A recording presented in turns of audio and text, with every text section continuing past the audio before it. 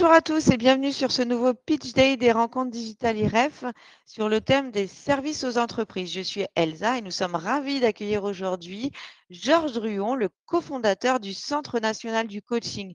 Bonjour et merci beaucoup Georges d'avoir accepté notre invitation. Bonjour Elsa.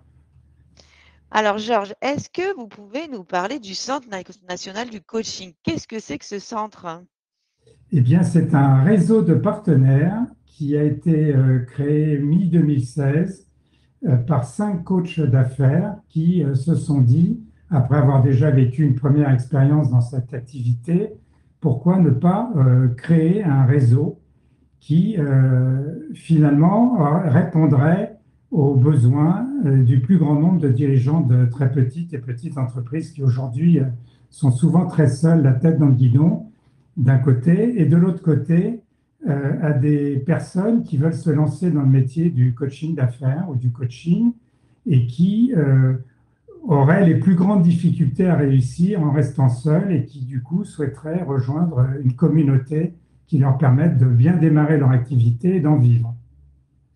Et aujourd'hui, qui c'est le Centre national du coaching? Ça représente qui et combien de personnes? Alors, ça représente une douzaine de coachs d'affaires qui sont répartis sur le territoire, ou en tout cas une partie du territoire, sachant que l'idée, c'est de construire un réseau important sur tous les territoires, sur tout le territoire national. Donc aujourd'hui, nous avons des coachs d'affaires dans le nord de la France, à Strasbourg, au Mans, à Nantes, à Paris et en Île-de-France notamment. Et puis, qu'est-ce que j'oublie? Je l'ai dit, à Tours également. D'accord, donc un petit peu partout et puis vous avez du coup un potentiel de développement qui est assez énorme Alors, nous finalement. avons un très fort potentiel de développement puisque nous avons fait faire des études marketing qui montrent que, compte tenu du nombre d'entreprises de petite et très petite taille en France, nous aurions un potentiel de 275 coachs sur le territoire national. Donc, on a largement de quoi progresser encore. Quelles sont aujourd'hui les valeurs que véhicule le CNDC? Quel est l'ADN du Centre national du coaching? Alors, l'ADN, c'est, nous avons tous, les fondateurs associés, vécu une expérience déjà dans un réseau qui était plutôt anglo-saxon. Et notre idée a été de privilégier l'équilibre personnel-professionnel du dirigeant, d'une part, donc d'insister sur l'importance que revêt le plaisir d'avoir un métier équilibré pour un dirigeant, le plaisir de pouvoir développer son entreprise, mais dans une forme de sérénité. Donc, on attache beaucoup d'importance à cet équilibre. Et puis, de l'autre côté, on est très attaché aussi à faire réussir les partenaires coachs qui nous rejoignent. Donc, dans nos valeurs, on a cette importance de construire une communauté et de faire en sorte que tous les coachs qui nous rejoignent réussissent et nous aident à réussir tous ensemble et à partager le succès les uns avec les autres. Donc, on est très attaché à ces notions de transparence, d'échange, de partage, de construction collaborative. Et c'est la raison pour laquelle, d'ailleurs, on a été amené à créer au sein du réseau un conseil consultatif pour impliquer nos partenaires coachs. D'accord, ok. Et en fait, est-ce que vous pouvez nous en dire un petit peu plus justement sur le métier de coach d'affaires? Finalement, qu'est-ce que c'est d'être coach d'affaires? Parce que c'est différent d'être coach personnel. C'est pas la Alors, même c'est chose très du tout. différent. Alors, c'est à la fois différent que le coach personnel et c'est surtout très différent d'un consultant puisque, comme vous le savez, la posture du coach, c'est avant tout de poser des questions, de questionner et de faire en sorte que le client prenne conscience d'un certain nombre de sujets sur lesquels il doit travailler, il doit progresser, il doit grandir et faire grandir son entreprise. Donc, au contraire du conseil qui donne des recommandations, qui sont suivis ou non, nous nous inscrivons plutôt dans une démarche d'apprendre à pêcher le poisson, comme on dit, plutôt que de se l'avaler tout cru, mais sans savoir pêcher. Donc, l'idée est celle-là par rapport aux consultants. Par rapport au coaching plus RH et plus personnel, nous sommes des coachs généralistes, donc on pourrait se dénommer des coachs 360 à 360 degrés parce qu'on travaille sur tous les domaines de l'entreprise avec nos clients, que ce soit de les aider à clarifier leur vision d'entreprise, leur mission, leurs axes de différenciation, leur modèle économique, ou que ce soit se bien se positionner par rapport à leur cycle de clients, que ce soit développer leur vente, que ce soit peut-être recruter les bonnes personnes, bien organiser leur entreprise, voire préparer la session de leur entreprise le moment venu. Donc, l'idée, c'est d'aider vraiment un dirigeant qui n'a pas forcément des gros moyens, qui a une structure relativement réduite, de l'aider sur tous les sujets qui peuvent le concerner à un moment ou à un autre, ainsi que les collaborateurs qu'il a, puisqu'on commence toujours par coacher le dirigeant, puis ensuite, parfois, certains de ses collaborateurs. Et comment ça se passe justement un coaching? Est-ce que donc c'est le coach qui va en entreprise ou c'est le chef d'entreprise qui va chez le coach? Non, alors ça se déroule de la façon suivante. Il y a plusieurs étapes. Je vais répondre à votre question, mais déjà, ce qui est important avant de démarrer un coaching, c'est de bien connaître son client. Donc, c'est déjà d'apprécier quels sont ses objectifs personnels, professionnels, quels sont ses challenges, de façon à être capable de mettre en place un plan d'action basé sur les priorités qu'il peut avoir. Donc, on commence toujours par une phase d'alignement avant de démarrer un coaching.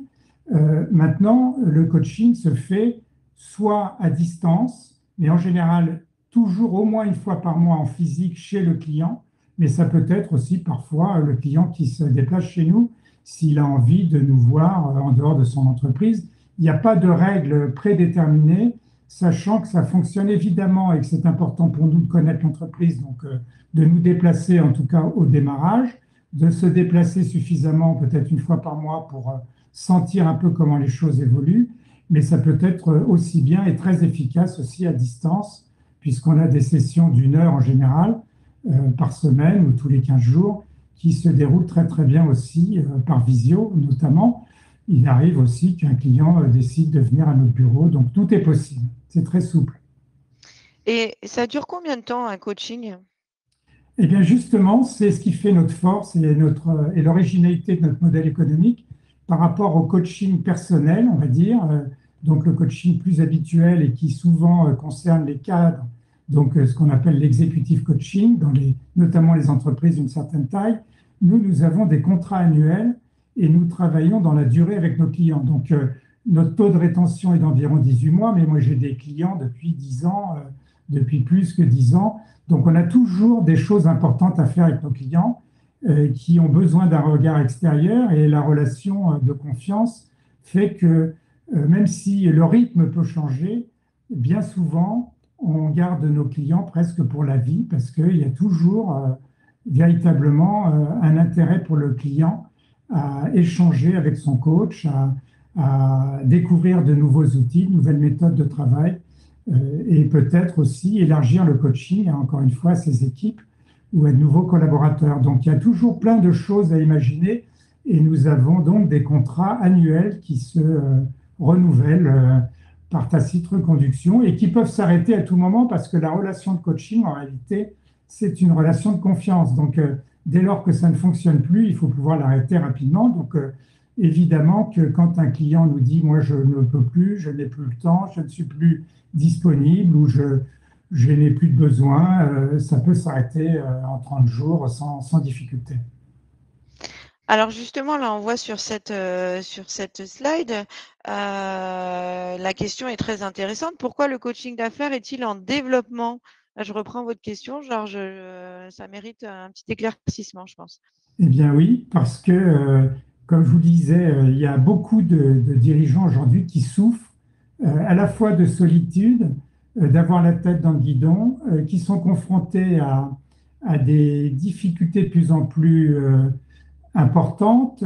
Tout est devenu un peu plus complexe, les générations changent, il faut que le management évolue, la compétition est toujours plus forte, Les axes de différenciation se doivent d'être de plus en plus travaillés pour pouvoir tirer son épingle du jeu et surtout préserver ses marges. Donc, ça, c'est vraiment extrêmement important. Il y a de plus en plus de dirigeants. Moi, j'ai commencé à coacher et mes associés également il y a une quinzaine d'années. Il y a une quinzaine d'années, les dirigeants dans les petites entreprises, c'était presque un aveu de faiblesse que de se faire aider et C'est d'admettre vrai. qu'ils avaient besoin d'être aidés. Aujourd'hui, c'est plutôt un signe d'ouverture d'esprit et de toute façon, euh, tous les, tous leurs proches, leurs pères, les poussent parfois à se faire aider parce qu'ils sentent qu'ils sont justement en déséquilibre, peut-être un peu trop stressés, toujours dans l'urgence, comme la plupart d'ailleurs des gens. Et donc le coach va venir les aider à peut-être mieux gérer leurs priorités, peut-être leur donner un peu d'air, les faire respirer, savoir mieux déléguer. Donc c'est extrêmement important de ce point de vue-là. Et du coup, le marché à la fois le marché du coaching, mais le marché des dirigeants qui ont des besoins est en train d'augmenter de façon très rapide, sachant qu'en France, finalement, c'est un domaine assez nouveau, le coaching d'affaires, puisque ce sont les Américains qui ont inventé ça il y a déjà une trentaine d'années, mais que c'est relativement récent en France. Et je crois que tous les dirigeants de petites, voire très petites entreprises, comme le font déjà les grands patrons du CAC 40 ou de grandes entreprises, auront dans les années qui viennent besoin de faire appel à un coach d'affaires. Donc le marché est quand même très, très intéressant en termes de développement. Donc je suis convaincu que de plus en plus de dirigeants font appel à un coach d'affaires qui justement leur permet de répondre à toutes leurs problématiques parce que ils n'ont pas les moyens d'avoir un directeur financier, un directeur marketing, un directeur commercial, un directeur des ressources humaines. Donc, le coach va les aider à réfléchir, à bien comprendre les besoins qu'ils ont, à définir, à mettre en place un certain nombre d'outils. Et lorsqu'ils auront besoin d'une expertise, nous serons là pour les pousser soit à recruter en interne, soit à faire appel à un expert dans tel ou tel domaine, certains d'entre eux faisant partie de notre réseau d'ailleurs de partenaires. Est-ce que, Georges, alors, vous en avez parlé tout à l'heure, mais juste pour que ce soit bien clair pour tous, est-ce que vous pouvez nous redire la différence entre un consultant et un coach d'affaires? Parce que c'est vraiment, il y a quand même une grande différence, c'est pas pareil. Il y a une très grande différence et il y a également une très grande différence dans la façon de vivre. Donc, dans le modèle non seulement économique, mais dans le modèle de vie.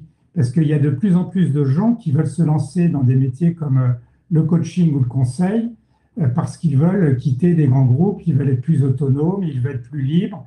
Mais il faut savoir que le consultant, qui lui, du coup, va faire des recommandations, des audits, va mettre en place des solutions qui seront effectivement suivies des faits ou pas.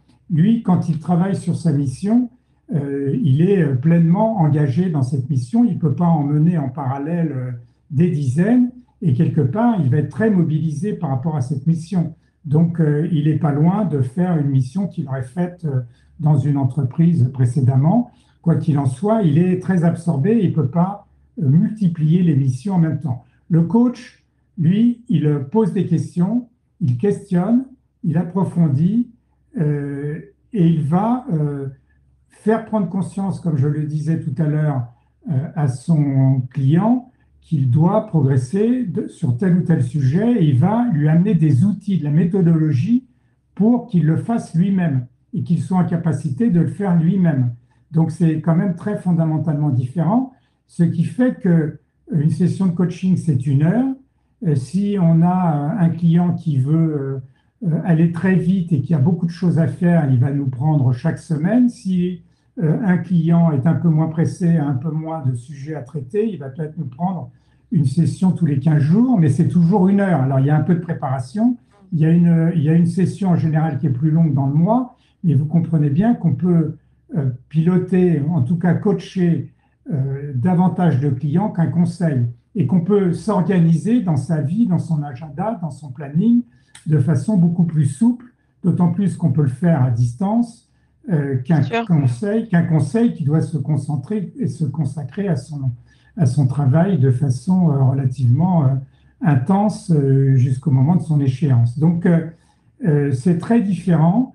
On va donc se mettre d'accord sur des objectifs et sur un plan d'action avec notre client et on va chaque semaine faire un point pour voir et comprendre ce qui avance, ce qu'il a réussi à faire, ce qu'il n'a pas réussi à faire, pourquoi, et on va l'aider d'une semaine sur l'autre ou d'une quinzaine sur l'autre à mettre en place tout ce qu'il a à mettre en place et l'aider à réaliser ses objectifs en lui apportant des outils, de la méthode. Donc, le client reste le maître d'œuvre de son action et nous, nous restons quand même très autonomes et libres d'organiser notre temps comme on l'entend et de le pratiquer, ce métier, très longtemps au demeurant. Et d'ailleurs, ce métier, en fait, autour de quel pôle vous allez articuler votre accompagnement, en fait? Comment ça va se passer pour que le dirigeant et en même temps, il se sente épanoui dans son entreprise et que par la même occasion, ben, en fait, son entreprise prospère de plus en plus. Enfin, l'un ne va pas sans l'autre, en fait. Quelles vont être les étapes, les différentes étapes qui vont permettre d'arriver à cet équilibre?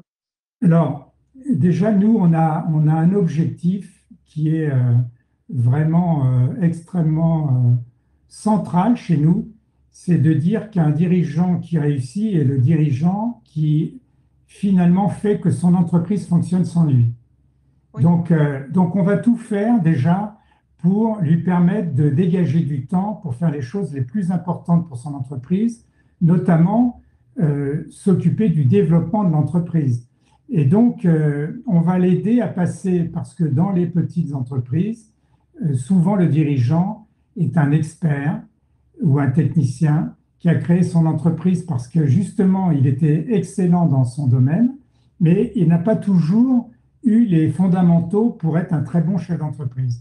Et le fin du fin, en fait, d'un bon chef d'entreprise, c'est de faire en sorte que son entreprise, effectivement, fonctionne sans qu'il soit obligé d'être partout en même temps et de mettre la main à la pâte de façon permanente. Donc, le premier sujet, c'est ça, c'est de lui faire prendre du recul, de l'aider à mieux organiser son agenda, la gestion de ses priorités, de lui apprendre à déléguer, puis ensuite aussi, et en parallèle, parce que parfois il peut avoir des urgences, ça peut être la trésorerie, ça peut être le commerce, ça peut être le positionnement, ça peut être les résultats, les marges, etc.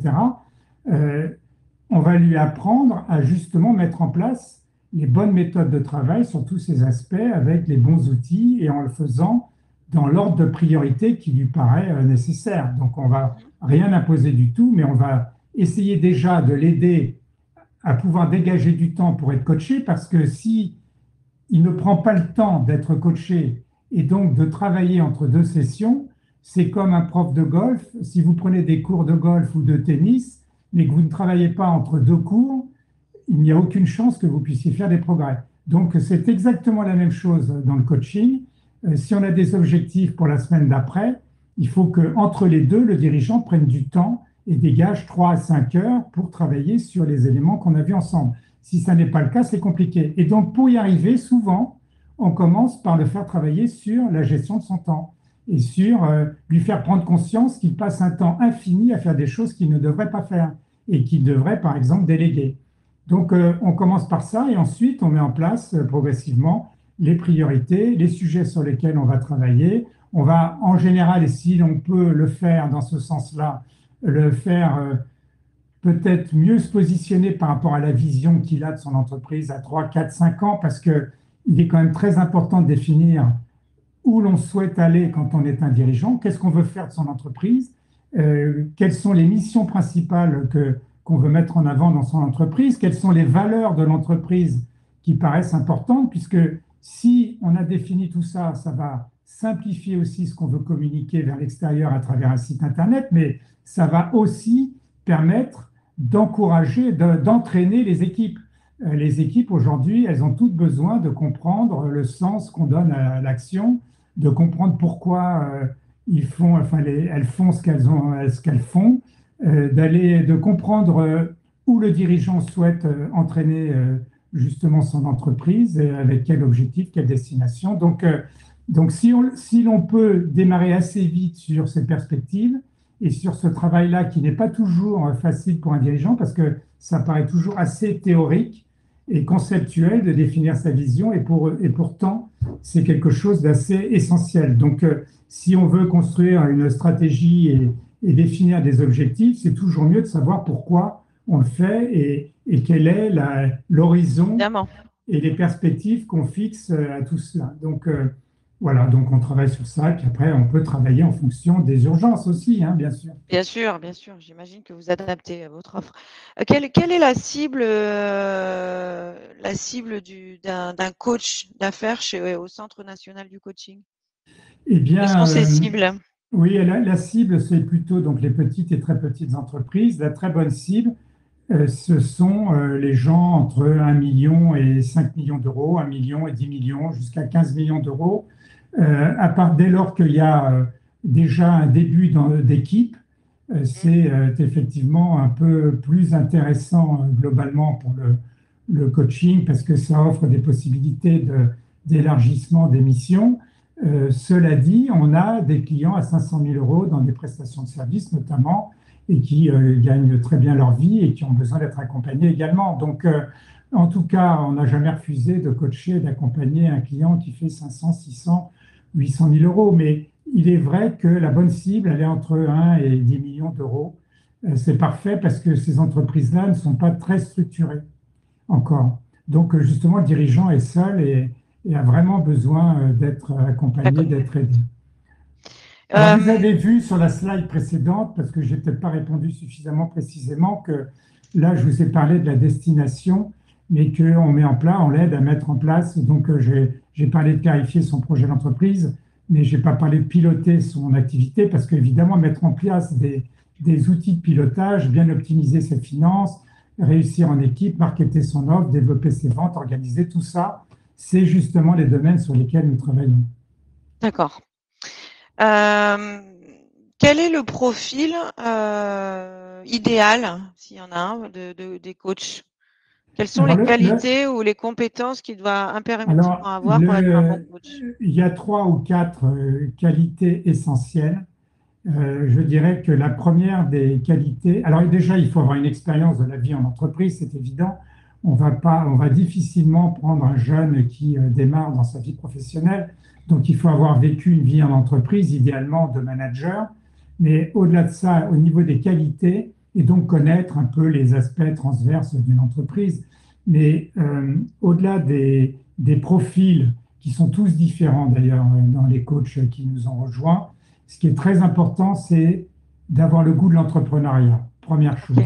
Parce que quand on est salarié et qu'on devient chef d'entreprise, il faut avoir envie de le devenir. Ça veut dire prise de risque, ça veut dire qu'on n'est jamais certain de réussir. Hein. Donc, il faut avoir confiance en soi et avoir envie d'être un chef d'entreprise indépendant qui s'engage et qui prend des risques. Donc, parfois, on a rencontré des candidats qui n'avaient pas fait le deuil du salariat. Ça s'avère assez vite une vraie problématique parce qu'ils s'angoissent lorsqu'ils prennent un mois de plus pour trouver un premier client.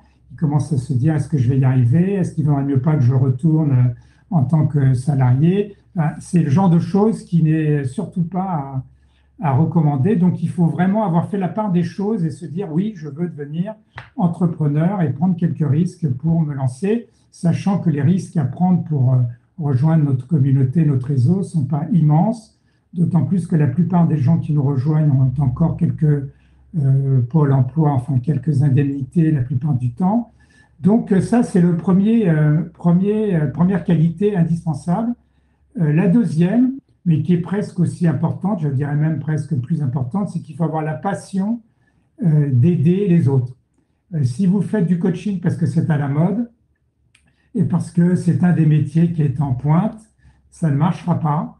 Il faut absolument que les gens aient envie de capitaliser sur leurs expériences, qu'ils aient envie d'aider les dirigeants, que ça leur plaise, que ça leur apporte du plaisir, qu'ils soient passionnés, parce que s'ils ne le sont pas, ils pourraient assez vite être frustrés, justement parce que les gens n'évoluent pas comme ils aimeraient qu'ils évoluent, avec la vitesse qui leur ferait plaisir à eux. Donc il faut s'adapter aux clients. C'est une relation très personnelle et très personnalisée, mais si on l'a fait pour des mauvaises raisons, on peut vite Ça s'impatienter fonctionne pas. et être frustré. Donc ça, c'est le deuxième sujet, la passion. C'est comme un médecin, hein, si le médecin il n'est pas passionné, ça se sent. Donc c'est pas l'idéal. Ensuite, le troisième aspect, c'est qu'il faut aimer aussi se mélanger, rencontrer des gens, aller au devant des autres, parce qu'il va falloir aller chercher des clients. Donc, même si on n'est pas un pur commercial, il faut avoir une bonne capacité relationnelle, il faut avoir une capacité émotionnelle, une intelligence émotionnelle. Il faut surtout être capable de sortir de chez soi, ne pas rester sur sa chaise et rencontrer le maximum de gens pour générer des contacts et démarrer son activité. Donc, il faut prendre du plaisir à rencontrer les autres. Je pense que c'est très important. Il faut aussi avoir envie de rejoindre une communauté, donc ne pas être que indépendant et solitaire. Et voilà, donc je crois que ça, c'est très important. Il faut avoir un peu de confiance en soi parce que la posture du coach n'est pas facile. Mais globalement, c'est ça Oui, les sujets. Après, on a aussi bien des coachs qui viennent du marketing que de la finance, que de la gestion, que des RH. Donc, ce n'est pas le sujet parce qu'on les forme sur tous ces sujets-là. Il faut simplement qu'ils aient un peu envie de devenir des généralistes. oui, puis je pense qu'il faut une capacité d'adaptation assez importante aussi, parce que en face de nous, enfin en face du coach, en fait, se retrouve une personne, enfin des personnes qui peuvent être complètement différentes, soit des types ingénieurs, soit type technicien. Enfin, je caricature un petit peu, mais voilà, on a des personnes qui sont pas forcément des communicants, et du coup, il faut aussi s'adapter à la personne qu'on a en face de Exactement. soi. Exactement. Donc, il faut avoir de l'intelligence émotionnelle, il faut s'adapter. Il y a des profils introvertis, d'autres extravertis, il faut faire avec. Il faut comprendre comment ça fonctionne. Il faut en permanence s'adapter. Même si, on va dire, tous les sujets que l'on rencontre sont vrais dans la plupart des secteurs. D'ailleurs, il nous est arrivé de coacher aussi bien des dentistes, des orthodontistes, des experts comptables, des avocats, que Tout à des fait. chefs d'entreprise dans le bâtiment ou dans l'informatique ou dans la com. Donc, c'est quand même toujours les mêmes sujets qui se posent à un chef d'entreprise. Alors justement, comment ça se passe si j'ai envie de devenir coach enfin, d'affaires, comment vous allez m'accompagner dans ma démarche, Georges? Alors déjà, on va vous former. Donc, déjà, avant de vous engager, on va dire, entre guillemets, Mhm. on va faire très attention à ne pas commettre d'erreurs. Et pour nos candidats et pour nous, c'est important qu'on ne se trompe pas, Bien qu'on sûr, soit bien aligné. Donc, on va valider le fait que nos valeurs sont alignées et que l'orientation est bonne et que le deuil du salariat n'est pas un problème, que la personne a une capacité quand même d'investissement suffisante pour ne pas être angoissée au bout de 3 mois. Enfin, on va vérifier un certain nombre de choses. On a défini un profil type du coach d'affaires pour notre réseau. Donc, on va faire un profil du candidat. On va essayer de voir comment il match, s'il y a des sujets de discussion, les aborder avant même de passer à l'acte. Donc, on va être extrêmement transparent dès le départ et on est très vigilant sur faire en sorte que la personne aussi puisse s'intégrer dans notre communauté, puisque c'est une notion fondamentale à nos yeux. Ensuite, on fait une supervision, une fois que la personne est là, donc on la forme en deux périodes d'une semaine, intercalées de 3 semaines, pour qu'il puisse, entre les deux, préparer le démarrage effectif. Donc, on fait une première semaine sur le coach, sa posture de coach, sur ses outils en tant que coach pour progresser. Et puis ensuite, la deuxième semaine, c'est plus tourné vers le client et donc préparer ses coachings proprement dit auprès de ses clients pour leur permettre de réussir. Donc ça, c'est la partie formation. Ensuite, les associés proposent une supervision d'une heure par semaine pendant 6 mois.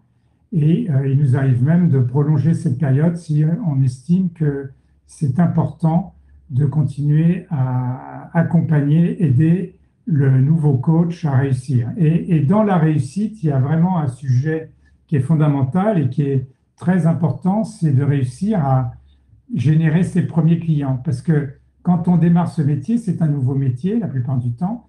Donc, on n'est pas forcément totalement en confiance. Donc, il y a aussi ce syndrome de l'imposteur qu'il faut vaincre. Et puis, on a des biais cognitifs qui font qu'on n'est pas toujours extrêmement performant dans les premières rencontres qu'on fait avec des prospects.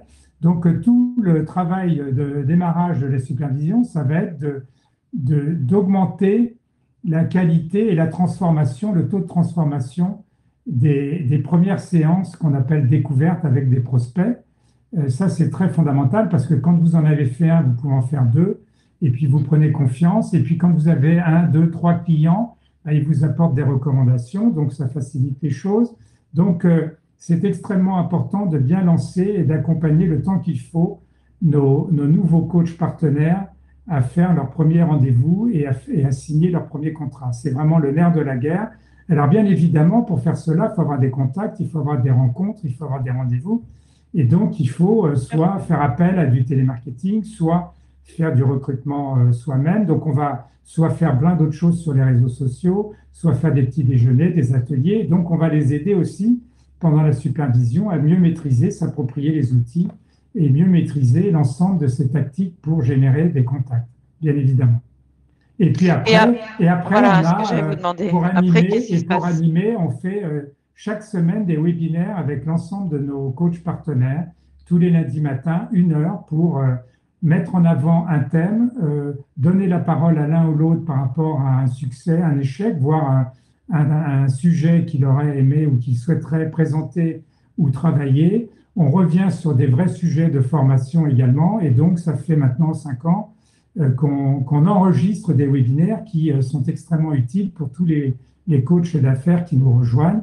Il y a une matière extrêmement importante. On a une bibliothèque de plus de 1500 outils avec tout ce qui peut exister qui leur permettent d'avoir du temps à passer pour créer quoi que ce soit, puisqu'il y a des outils sur tous les sujets, y compris le contrat, y compris les différentes sessions de coaching, y compris tous les domaines dont je vous ai parlé.